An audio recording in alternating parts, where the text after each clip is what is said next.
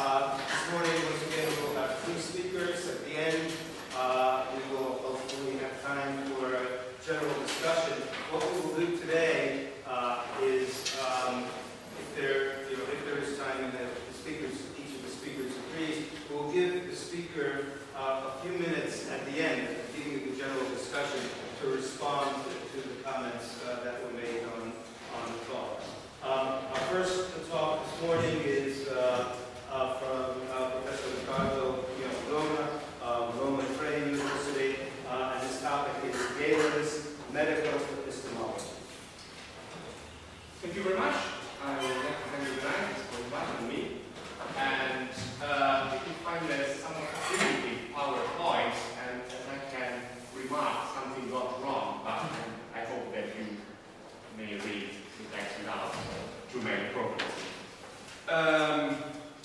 So, while talking about logic and knowledge in ancient philosophy, an historian usually supposed to talk about the well-established set of issues, such as Aristotle's syllogistic or methods in ancient geometry and so on. But I will talk about something else, something which is still a rather neglected topic, but which is, at least as I see it, of intrinsic philosophical interest, i.e. ancient debates on the epistemic status of medicine. I will try to give a sketch outline of these debates, of some issues of these ancient debates. So let me begin with a very sketch outline of Aristotle's Metaphysics, Book 1, Chapter 1. So the Metaphysics opens famously with a claim that all human beings naturally desire to know. But knowledge, according to Aristotle, is a complex matter and includes several levels. So all animals have the capacity of perceiving, and perception is a form of knowledge, according to Aristotle. And in addition to this, some animals also have memory, i.e. they are able to retain what they perceive. So according to Aristotle, a rudimentary kind of teaching and learning already exists at this level. Animals endowed with memory are more visible, pronimotera, and more capable of learning than those bereft of it. And in fact, memory suffices to explain a wide range of behaviors, which at least is analogous to what we would regard as reasoning. There are some passages from Aristotle's biological works on this problem. So experience is conceived as an organized set of perceptions preserved by memory. According to Aristotle, human beings no doubt have a much richer and more complex experience than animals, but experience as such is not an exclusively human phenomenon, since some animals also partake in it, according to Aristotle. Well, all these may suggest that human knowledge is nothing but an extremely rich and refined kind of experience ultimately based on perception and memory. Well, views such as these were not unusual at the time of Aristotle. For example, Polus, a student of Gorgias mentioned in Aristotle's Metaphysics in this passage, and polemically targeted in Plato's Gorgias, held the view that rhetoric is a skill, is a technique, arising from experience. Experience makes skill, as you can read in the quotation. So according to Polus, all skills are simply accumulations of experience. Well, this view is emphatically rejected in Plato's Gorgias, where Socrates denies both that rhetoric is a skill and that skill can merely be based on experience. Socrates in the Gorgias argues that rhetoric, like cookery, is simply a matter of experience or rule of thumb. Its status is thus opposed to that of true skills such as medicine, which can give a rational account alone of the subject they treat. Well, Aristotle's view is partly similar to that of Plato and partly different. Unlike Plato, Aristotle does not reject Polus' position without qualification. When treating experience in this chapter and its cognitive power, Aristotle quotes Polus' view without rejecting it. Yet Aristotle gives a distinctive twist to the view that experience makes skill. He agrees that skills arise from experience, but strongly denies that they derive from experience alone. According to Aristotle, skills entail the formation of a universal Apollo. Judgment, as Ross translated, the Greek term is hypothesis, something like notion, concept, a very vague term, which originates from experience but imposes a distinct intellectual cognitive power.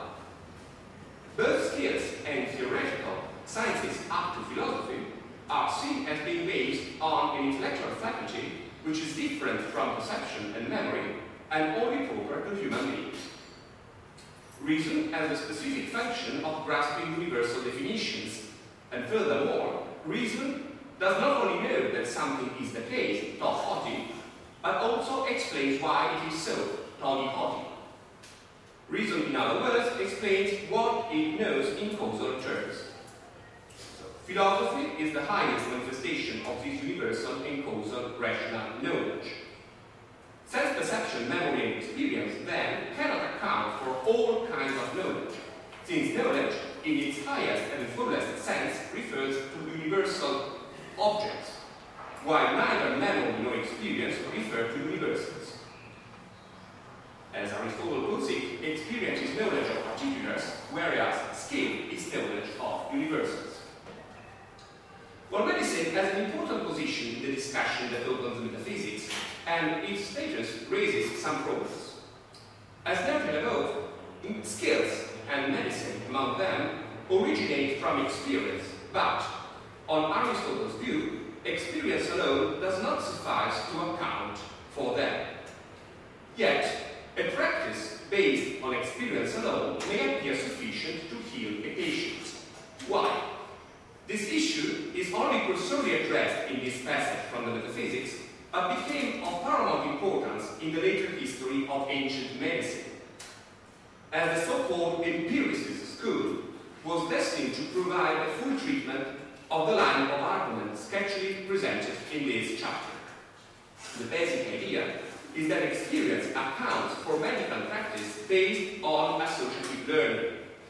For example, a patient suffering from stomachache will be given chamomile, since it was previously observed that chamomile successfully healed other patients suffering from the same complaint. So the empiricist healer adopting this treatment does not really know, in Aristotelian terms, the reason why he is prescribing chamomile, nor does he know, at least in a proper causal sense, what disease he is healing. Nonetheless, his therapy may well be effective. According to Aristotle, experience is the knowledge of particulars, and as such, is not knowledge in its proper and full sense. While rational knowledge involves a grasp of definitions and universal explanations, experience is nothing but a suitably organized set of particular perceptions. Well, nonetheless, what has just been remarked would rather appear to suggest that experience involves some capacity of generalization, which, however, is different from what Aristotle regards as generalization in the true sense, i.e., something which entails the grasp of explanatory universals. Experience is regarded as something like a disposition acquired on the basis of repeated experience, which can be applied to newly arising conditions. Here you find a quotation from a paper by James Hankinson dealing with generalization and experience in Aristotle. The second quotation refers to the empiricist school of doctors. While after Aristotle, empiricist doctors overtly assume that general medical theorems, that's the word they use, theorems, could be based on memory. Rejecting all accounts of diseases which referred them to hidden causes, they simply restricted their analysis to phenomenal symptoms or clustered syndromic of symptoms. On their view, therapy derives merely from repeated experience, i.e. from repeated observation that some remedies effectively heal phenomenal symptoms or clusters of symptoms. I mean, things are more complicated than this, but I just wanted to give a sketch outline of the empiricist position. By the way, as you probably know, the terms rationalist and empiricist come up for the first time in Western philosophy in this context. They were ancient medical school rather than ancient philosophers. This is the first time in which we have these labels, empiricist and rationalist, in the history of Western philosophy. So let's come back to Aristotle. Aristotle argues that it is not the human being that the doctor cures, but Callias, or Socrates, or some other similar name who happens incidentally to be a human being. This is a very puzzling statement. Since antiquity, interpreters of Aristotle have sought to explain this sentence. How can the species human being be an accident of individual human beings? This is the most puzzling position. Well, strange as it may seem, Aristotle's position can be explained with some reasonable clarity. He suggests that each individual human being is not cured insofar as she or he is a mere instantiation of a species, but insofar as the patient, as the individual patient, is that single individual in its irreducible particularity. It seems to me that a cursory parallel between medicine and geometry may help explain this issue. For our argument's sake, let us compare the treatment of a disease in an individual patient with the demonstration of a geometrical theory.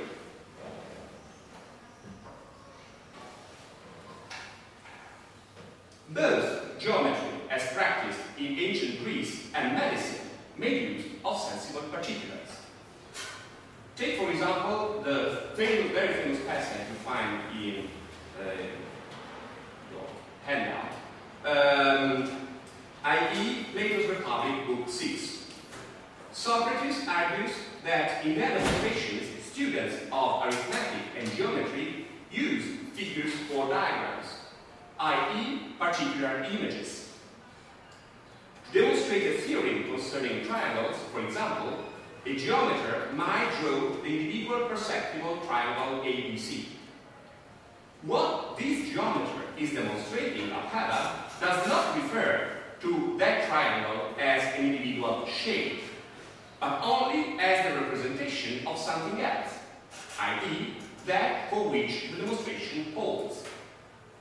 In consequence of this, as Socrates argues in the Republic, although geometers use visible figures, I'm reading now the quotation, and make claims about them, their thought isn't directed to them, but to those other things that they are like. They make their claims for the sake of the square itself and the diagonal itself, not the diagonal they draw, and similarly with the others. While there is an extensive scholarly debate on the status of Socrates' square itself, I will definitely not go into that.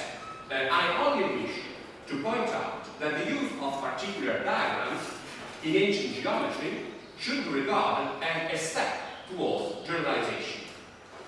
Well, generalization in ancient geometry is a very controversial matter. Here I rely on the account recently given by Carlo Celucci in an article published in 2009. So for ancient geometry, the repeatability of the proof, I'm quoting now from Carlo, provides a basis for asserting the generalizability of the result. For example, the perceptible triangle ABC represents an individual non-perceptible triangle ABC that, unlike its perceptible counterpart, perfectly satisfies certain conditions established ex hypothesis, i.e. the Euclidean definition of triangle. Generalization holds because if we replace ABC by another individual triangle, DEF, we will obtain a proof which establishes the result for DEF. Proofs, then, geometrical and mathematical proofs, are repeatable, replacing an individual object by another individual object throughout, without structural changes in the proof. Replacing an individual object throughout by an individual object of the same kind not occurring in the proof, we will obtain a proof from the same hypothesis and equation. So geometrical demonstrations then are repeatable for individual objects of the same kind. I in a way wish to suggest that Aristotle holds this view on mathematical generalization. Aristotle's view is somewhat different, and it involves his notion of aphyresis, abstraction, or removal. This is something quite different from that. Be that as it may, Aristotle will certainly agree that demonstrations are repeatable for objects of the same kind, since one of the main theses of his posterior analytics is that demonstrations must have universal premises and a universal conclusion, orthogonal premises and orthogonal conclusion. The prototype of demonstrative syllogism is a barbar syllogism with necessary premises, according to Aristotle. So let us now assume that this holds for medicine too, and that generalization is what distinguishes proper medical skill from experience. For example, a trained physician will know rationally that a substance of a certain kind, e.g. chamomile, can heal, in virtue of its defining properties, human beings from a given disease that is universally defined, e.g. stomach ache. Well, unlike the empirical healer, the rational doctor not only knows, on the basis of previous individual observations, that administering a particular remedy to a particular patient heals particular symptoms. A proper rational generalization grants, or so it may seem, that the therapy is repeatable for all particulars of the same kind. Well, if this were the case, one could conclude that the trained doctor heals individual patients just as the empirical healer, but obtains this result in a radically different way. For the rational doctor would not heal the individual patient as an individual, but insofar as he is the individual bearer of a disease that is universally and explanatorily defined and can also be found among other individuals of the same kind. Well, unfortunately, an argument such as this does not hold for medicine. So medicine is quite different from geometry from this perspective. Certainly, Aristotle connects proper medical skill with universal explanatory knowledge. And medicine is a skill, and skills as such do not focus on individuals. There is a very clear passage from Aristotle's rhetoric on this. Yet, in the passage from Metaphysics quoted above, Aristotle does not argue that doctors cure the universal species, human beings, represented by its individual instantiations. Rather, he makes the opposite claim that doctors cure the individual Socrates or Callias, who incidentally happen to be human beings. In medical practice, technical knowledge should be related to each individual patient. And this is all but a straightforward exercise. A well-trained doctor may know the universal definition of a disease and be capable of explaining its symptoms in causal terms, but still fail his diagnosis. For example, he might fail to recognize a symptom or associate it with the right disease. Significantly, Aristotle points out that proper medical skill involves the intellectual grasp of causal universals and as such differed from experience, yet he also argues that experience, i.e. a kind of knowledge intrinsically directed to individuals, plays a crucial role in relation to proper rational medical skill, since, quoting now from the passage from Metaphysics 1, if a man has the theory, the logos, without the experience, without the entheoria, and recognizes the universal but does not know the individual included in this, he will often fail to cure, for it is the individual that it is to be cured.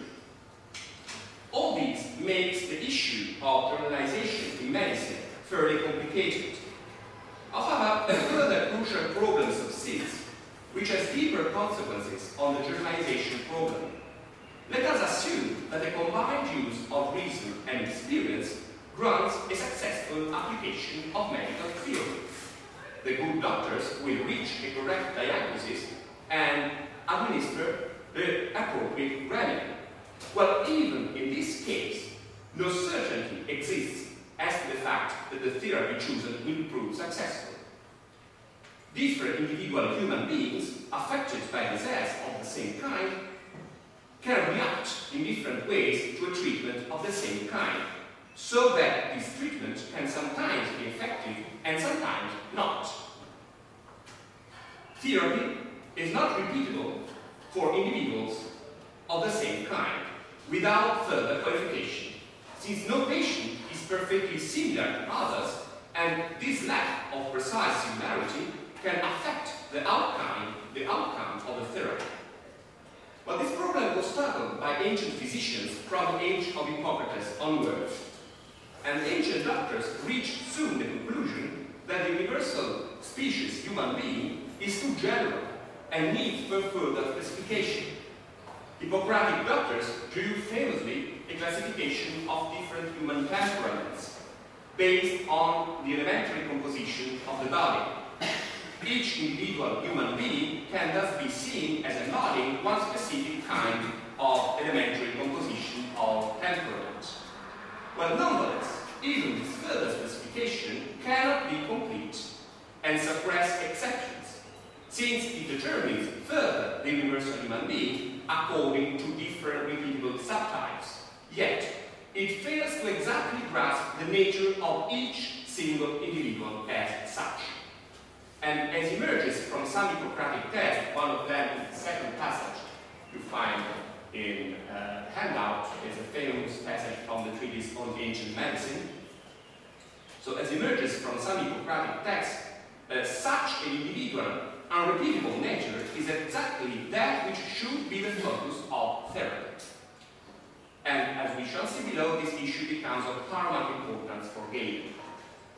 So from Aristotle's point of view, remarks such as these may be applied to all sciences that investigate the sublunary region, whose objects do not display a complete regularity, but only a regularity that allows for exceptions and thus holds, for the most part, a bit of polymy, the most celebrated Aristotelian notion. It may indeed be argued that if medicine is a rational skill that focuses on objects whose general causal connections allow for residual exceptions, then who cares? Then all the world for these exceptions.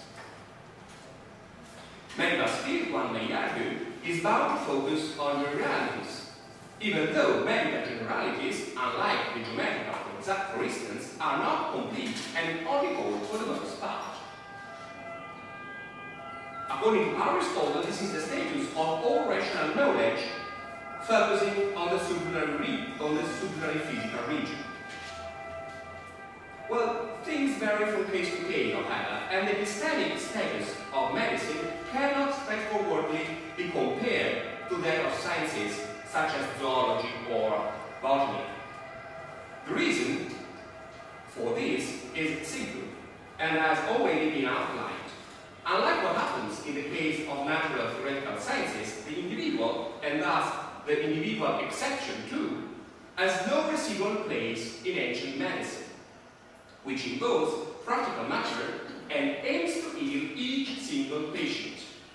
According, the lack of complete generalization deeply affects the status of medicine, and exceptions cannot merely be explained away as something residual.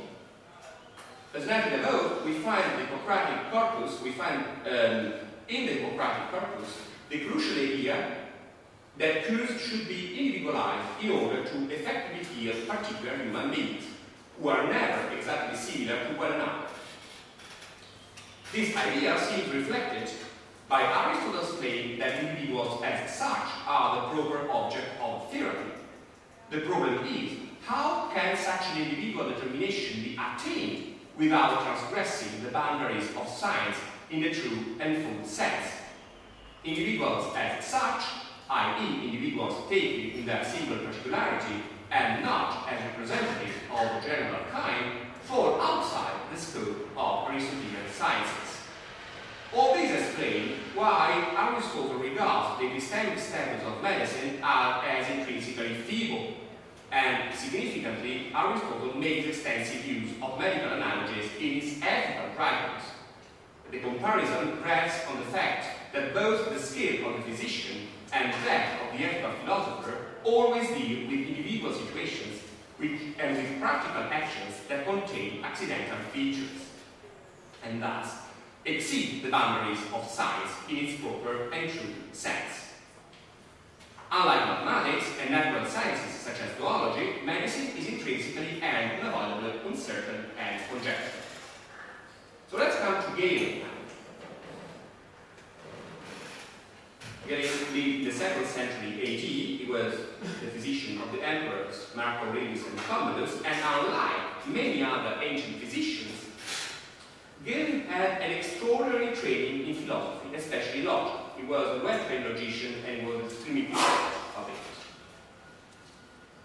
So an assessment of Galen against the background of ancient medical tradition is outside the scope of the present paper.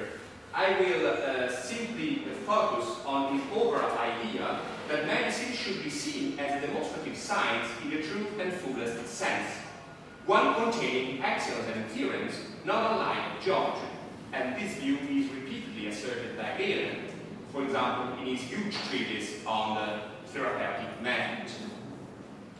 But building on what has just been remarked, one may come to the conclusion that Galen criticized Aristotle's view on science, since this view tends to reject medicine as something that lies outside the domain of true universal and causal knowledge. In fact, the situation is different, since Galen argues that Aristotle and his student Theophrastus provided the best account of scientific demonstration in their posterior analytics. And Galen wrote an extensive commentary on Aristotle's analytics, which is now lost. On some issues, Galen's views were different from those of Aristotle, for example, on treatment of relations, for example. But none of these differences is apparently intended to modify Aristotle's overall view on scientific knowledge, which, as has just been noted, entails that medical practice cannot be regarded as a demonstrative science in the full and true sense. So we are faced with the following problem. Galen aims to show that medicine is a genuine demonstrative science, but he shares the overall Aristotelian account of scientific knowledge which rejects medicine as something lying outside the domain of science proper. So either Galen is contradicting himself, or he has simply misunderstood Aristotle, or it may also be the case that Galen is altering some features of Aristotle's view.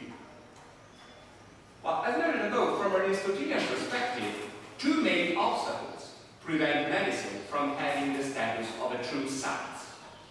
First, facts investigated by medicine are not necessary, but allow for exceptions and are intrinsically uncertain. According to one of the ancient Aristotelian commentators, Alexander of Aphrodisias, this entails that medical syllogisms are not necessary, unlike those of true sciences, but merely contingent.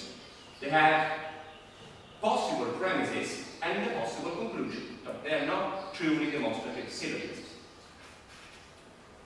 Secondly, as noted above, exceptions cannot be explained away as residual in medicine, since medicine aims to heal each single patient in its individuality.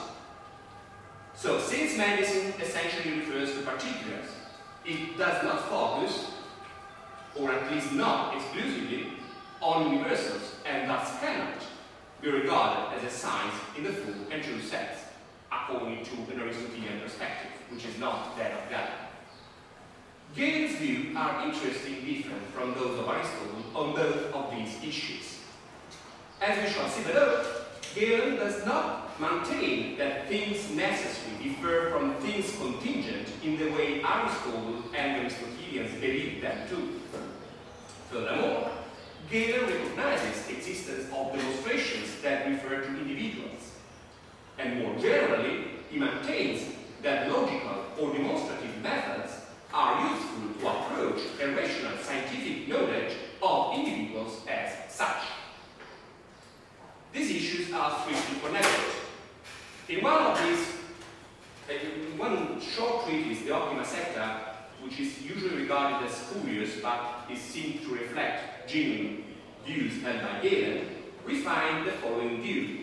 Medical theorems are certain and precise. So medical theorems do not differ from theorems of geometry. What is neither certain nor precise, but merely conjectural, stochastic game, is the practical and empirical application of these universal theorems to individual cases, to individual given cases. This may be Galen's final answer to the problem of the scientific status of medicine, i.e. universal precise theorems and an imprecise empirical application of these theorems. But this would be rather strange. I mean, I tend to disagree with this interpretation, and I think that this view needs further scrutiny. Why? Well, let us assume, for our argument's sake, that according to Galen, medicine is a systematic corpus of universal, precise axioms and theorems, not unlike Euclid's geometry. This corpus of universal knowledge is to be referred to variable empirical situations which make its application uncertain and conjectural. A view such as this is also probably referred in the opening chapter on another treatise by Galen. However, holding this view consistently would exact a very high price. For on this ground, Galen would have to forego the idea that demonstrative medical skill as such is capable to cure individual human beings, as opposed to human beings in general. Medical practice, which implies the therapy of each individual, would be relegated outside the domain of medical science program. Galen, however, most certainly never abandoned the Hippocratic idea that doctors should cure, in virtue of their skill, individual human beings. And in his treatise on the therapeutic method, he argues against his rivals that it is not the generic human being that is cured, but each one of us. True medicine, according to him, is directed to the nature of each individual. In this way, Galen also suggests that the application of medical knowledge in particular situations is not based on empirical practice alone, but rather on a rational method. He therefore argues that the best doctors have methods enabling them to diagnose the nature of individual patients in such a way as to conjecture the remedies most suited to each one of them. But this last point is of paramount importance, on my view. So, like Aristotle, Galen maintains that we cannot obtain precise knowledge of an individual in its singularity. See the first passage in your handout. So we have no precise knowledge of an individual nature as such. Unlike Aristotle, however, Galen maintains that each of us has an individual, essential, unrepeatable nature, and that this nature is determined by each individual's peculiar temperament, i.e., the exact ratio of the qualities proper to the elements which constitute each human being.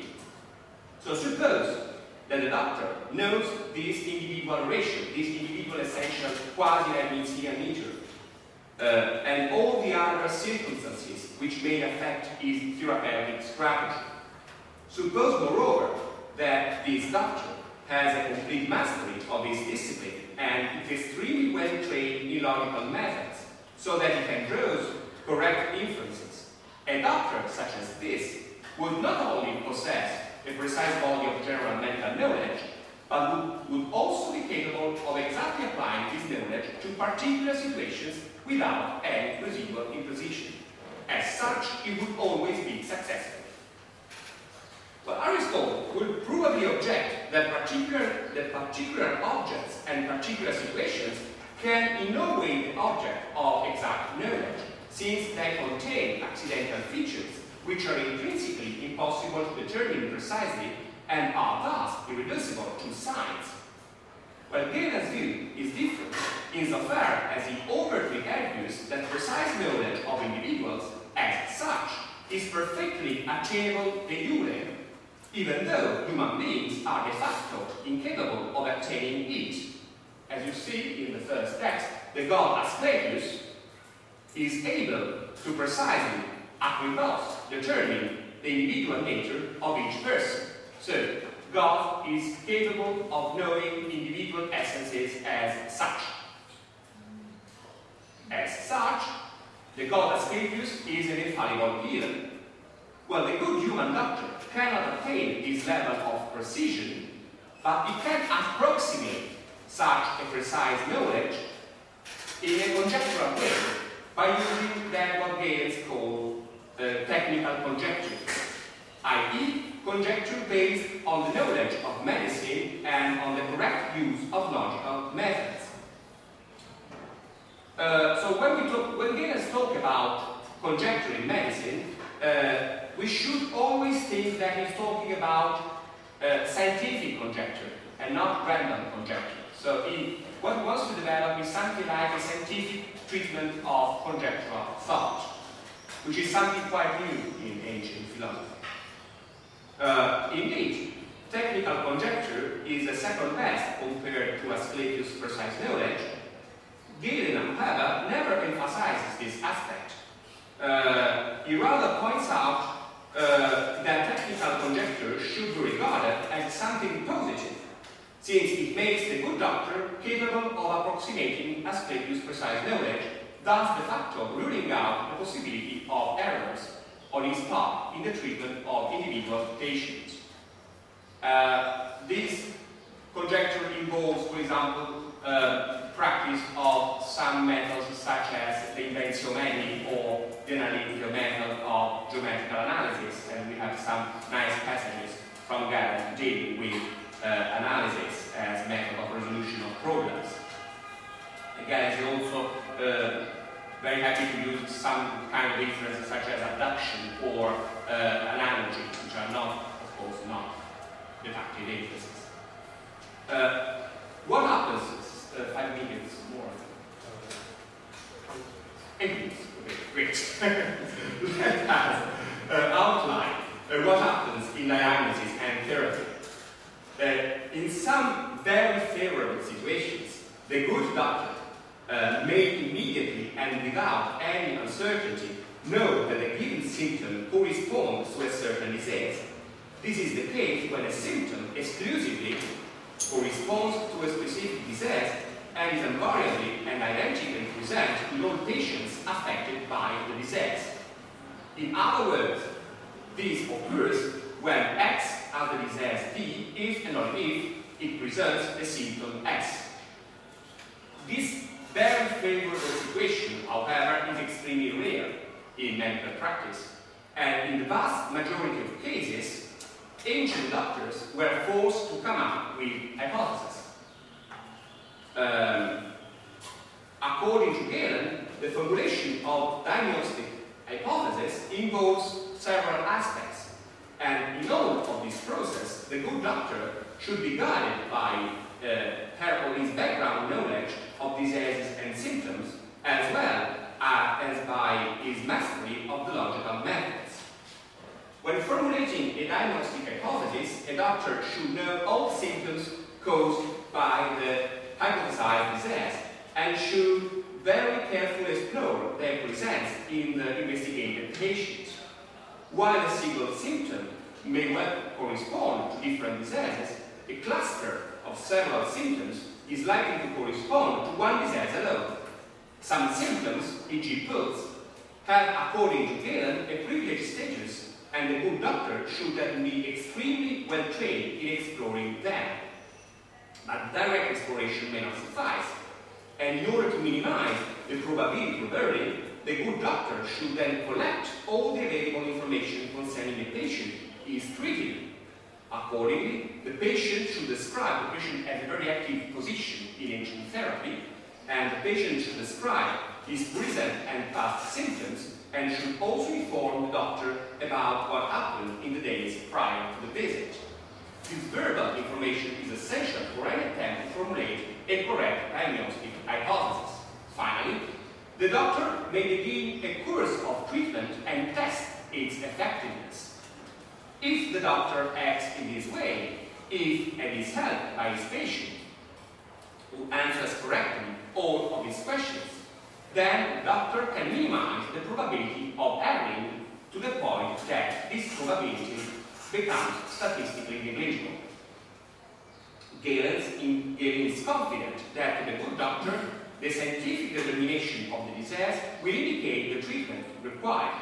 Furthermore, even if well-trained doctors cannot attain precise knowledge of the individual nature of each patient, they can nevertheless successfully approximate such knowledge, see the second passage, by elaborating a detailed classification of all kinds of individual temperaments. They will also carefully explore all circumstances which may affect their therapeutic strategy. There is a full list in that passage, and take account of them. As a consequence of this, therapy will successfully tend to be determined according to the nature of each individual.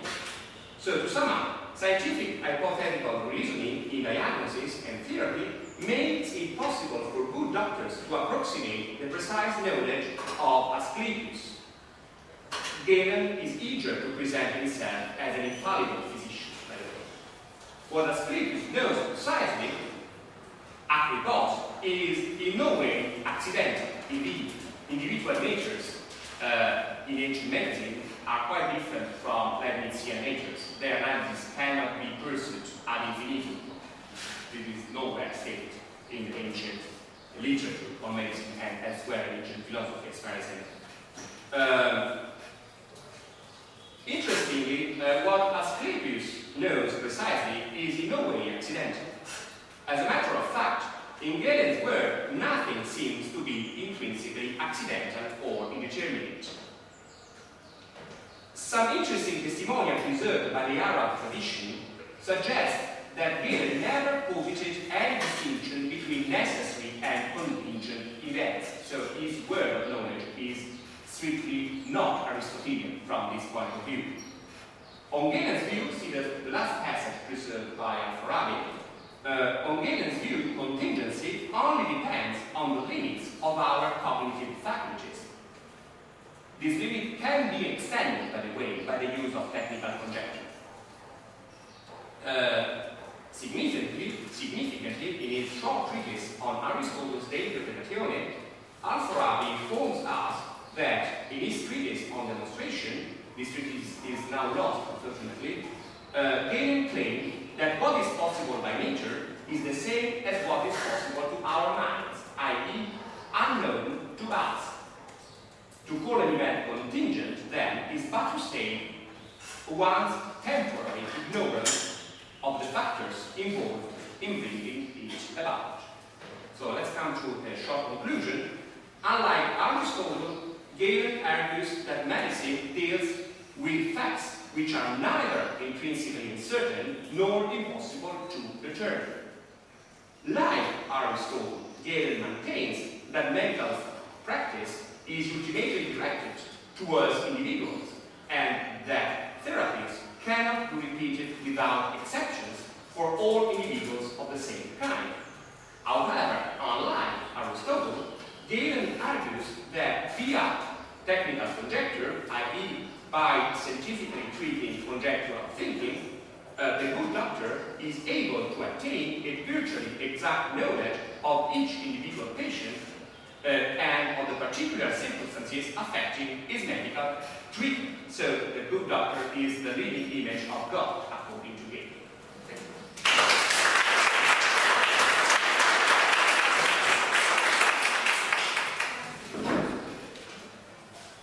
Any comments from you?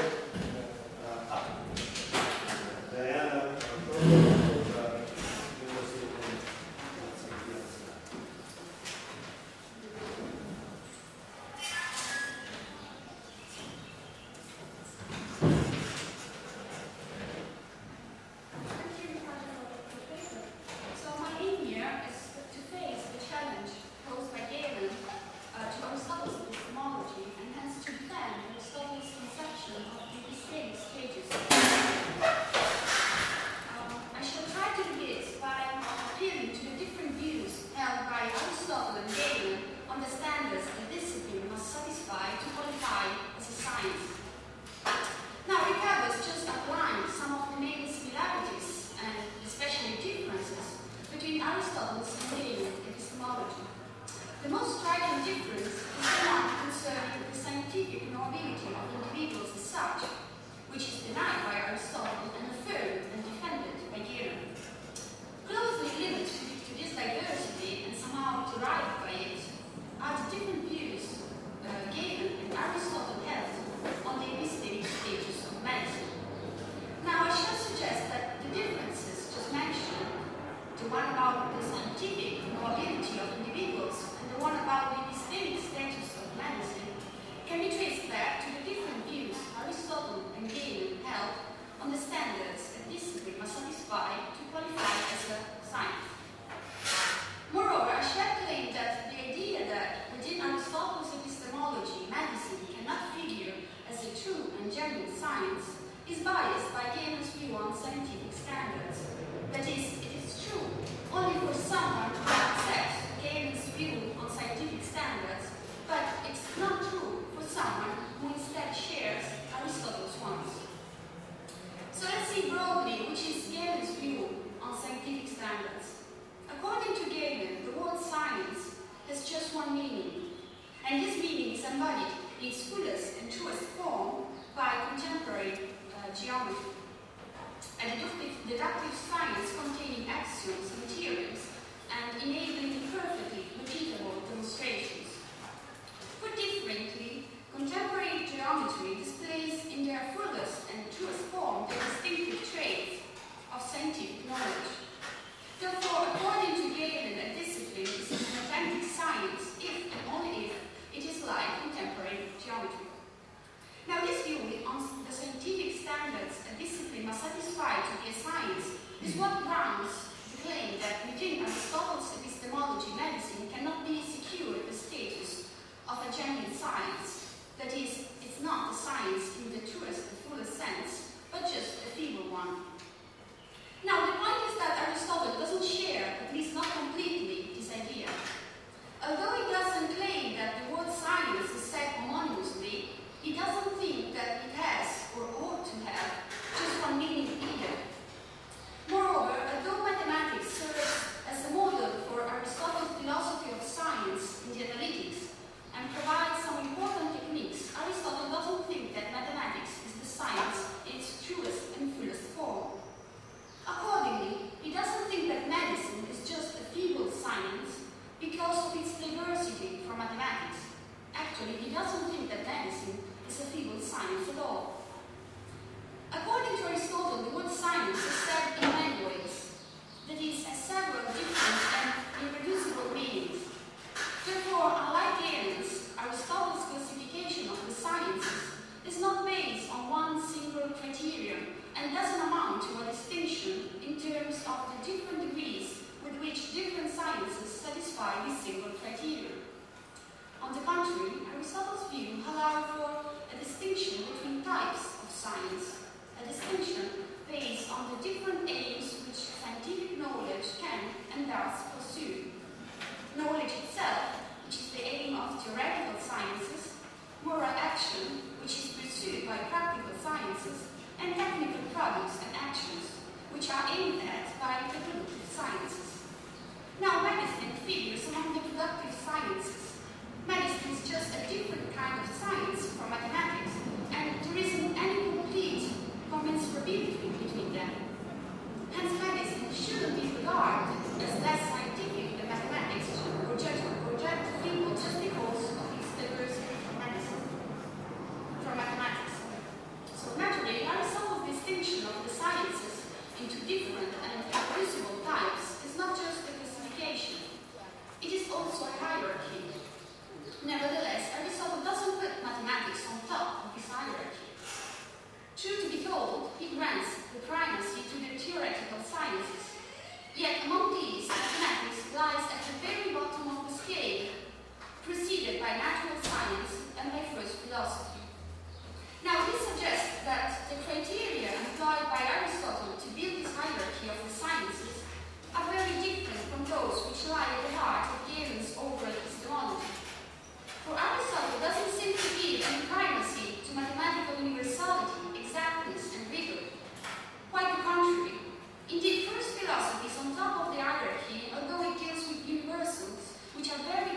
from mathematical ones, as they are somehow at the same time universal and particular. The first principle, Aristotle claims that is arguably the mover, is universal because first.